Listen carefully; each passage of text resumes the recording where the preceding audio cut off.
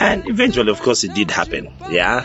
As you can hear, this is not a stereo. And on that note, we're going to a break. Yeah. And when we come back, Ronnie, you're going to take us still on that tangent of how important it is for a man to know his worth and how it's revealed in self-esteem. But clearly, it starts at a young age. Exactly. Our goal is to be a resource point of growth and safe space where men who are struggling can find a hug. Man can talk to man and become as iron sharpens iron, changing the countenance of his friend. And we want men to be there for each other in this treacherous journey that is a man's life. No man should struggle in the dark alone, and we intend to work with men who we view as wounded warriors to get back to their identity, to discover their innate potential as men, as husbands, as fathers, as leaders, because we believe that if the manhood challenge is solved in our generation, half the world's problems will also be solved.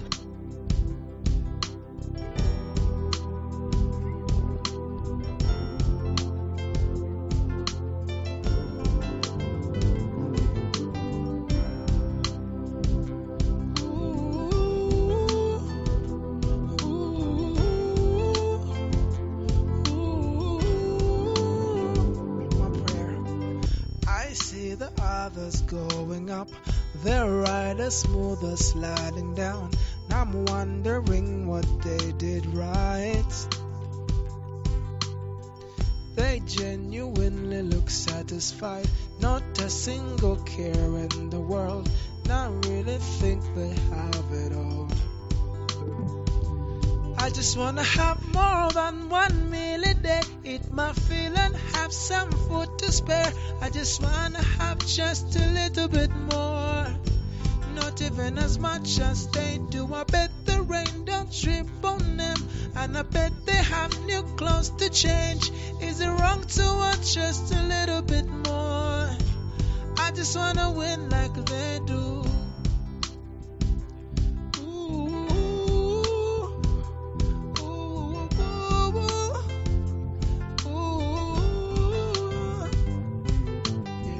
I see the others having fun, something I've not done in a while.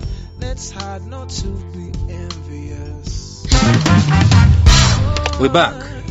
So, Ronnie, thank you very much for that dose of laughter, because there are some men out there, some women who listen to our podcast every week, like Shamim Nire. I want to reach out to you and say, please enjoy this one. For anyone who is in pain, laughter is medicine for the heart. To the soul, yeah. And we have a very, very good doctor today with us. So, Ronnie, you're telling us about self-esteem and self-worth, and how these two things are connected to make that man. And that journey that transformed you from the high-pitched little angel who was taking his time to grow, and now a towering man in our time. Yeah. Tell us about that is not serious. But anyway, at the point that you now grew tall and massive, and the voice broke and so on. Yeah. Is that now when you started your career of speaking? Because I think a guy found his voice.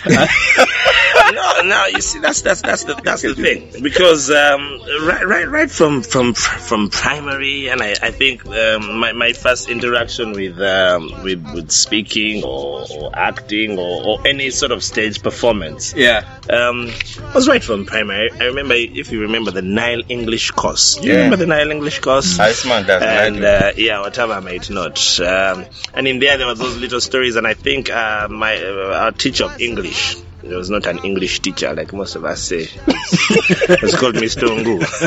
He was a teacher of English. There were conversations in there, and they would ask us to come and do the conversations, and I think a few of us then took it a notch higher and started to dramatize the conversation and add props and what, and so being on stage or in front of people started early, but then maybe it was questioned a bit around that time, where you're like, am I worth it? Yeah, and as a matter of fact, even when my voice broke, when I returned in S3, I wanted to go back to that teacher and say, just ask me what is osmosis. Ask me again. I dare you. Yeah. But to sort of now relate the story to our topic, yeah. When you say the worth of a man, the worth, I try to see, what does worth mean? Worth is value, the value of a thing. When they say this gadget or whatever, this car is worth this amount, yeah. This player is worth this value, you know. So worth is value, and the value could be value that you see, yeah, or the value that's perceived from the outside. Now, however valuable you are, I mean, haven't you met beautiful ladies who don't feel beautiful, or who feel I'm not good enough, and yet you who see from the outside, you're like, wow. And so the outside doesn't really matter unless you can see that worth from the inside. And there are so many things questioning our inner worth. That esteem, the things that question our esteem. Outside here, everything is competition. We're always comparing ourselves. Why can't parents are comparing too? Why can't you be like your sister? Why can't you be like your brother? Guys are comparing. My car is bigger than yours. My house is bigger than yours. What? I live in Nigeria. You live in Nansan. Yeah, now me who stays in Chitese, I can't even talk. Yeah, everything, it's about size. Everyone's measuring. Manhood enlargement, empowerment, what, you know. And so as a man, if you feel you fall short of any of those measurements that are put out there, then your worth, at least in your head, you know, goes down. And if your worth goes down, then you're going to carry yourself a certain way and will never see, you know, the true value that you're bringing to the table. During the break, the solution read a verse. It was Proverbs what? Proverbs 13:22. Yeah. A good man leaves an inheritance for his children's children, but the wealth of a sinner is laid up for the righteous. Even as you go into that, I just found something interesting. Let me show you here. That the word worth and the word words have the same first three letters. Okay. I don't think this is a mistake. Because from what you're describing, I'd ask you, where does one's self-worth or sense of self-esteem break? Yeah. I mean, you know what's strange? It more often than not is a word. It's the words. And that's why you need to guard your heart jealously, you know. And who are you allowing access to speak to you?